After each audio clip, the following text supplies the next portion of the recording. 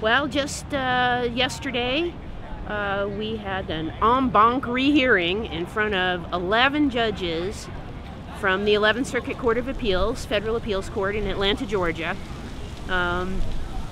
It's really kind of weird because I have 4.5 years of work on this case, and now I've got a 20-minute window to talk to 11 judges.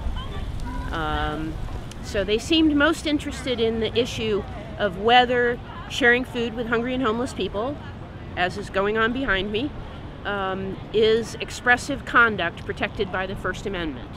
Whether this activity sends a message to the community that there's hunger and homelessness and we're not doing a good enough job, that it sends a message to hungry and homeless people that they're just as good as we are, they're not subhuman, they have the equal rights to use the park. There's a multiple variety of messages. I was kind of encouraged by when the attorney for the city got up and wanted to argue about whether or not this activity is expressive conduct. One of the judges asked him, said, are you really sure you want to argue about that one? It seems like you might, have better arguments. The judge says, I gave my wife a box of chocolates yesterday being Monday, Valentine's Day. He said, I really think she got that the message was more than here's chocolate. So I don't know if you really want to argue about whether food has symbolic and inherent qualities and character. But we went on in that vein for some time about whether food is symbolic of anything in a country that celebrates Thanksgiving as a national holiday.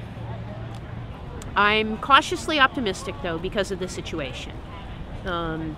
These rehearings en banc are very rarely granted. Less than 1% of the cases that are filed in federal appeals court get this kind of rehearing by the full court. And 7 judges have to vote to rehear the case. At least 7 judges voted to throw out the ruling in favor of the city and to do it again with all of them. There's now a vacancy on the court, so we had 11 judges there yesterday. So I'm thinking, you probably don't vote to rehear a case, really rare, unless you're at least thinking of going the other way. So we got at least 7 of those who are at least thinking about going the other way. And then because there's a vacancy on the court, 6 is the majority, so we only need 6 votes to win. So I kind of like the math, but I don't know. Who knows? It was fun. It was standing room only in the courtroom. Some of the Food Not Bombs folks drove up to watch the arguments. There was an entire class of law students from the University of Florida. There's a professor who's used this case as the basis for their appellate advocacy class. They argue the facts of our case back and forth. He's been doing that for a couple of years. He brought the whole class. So they were dragging in chairs from other courtrooms to make room for everyone to sit. So hopefully we were interesting.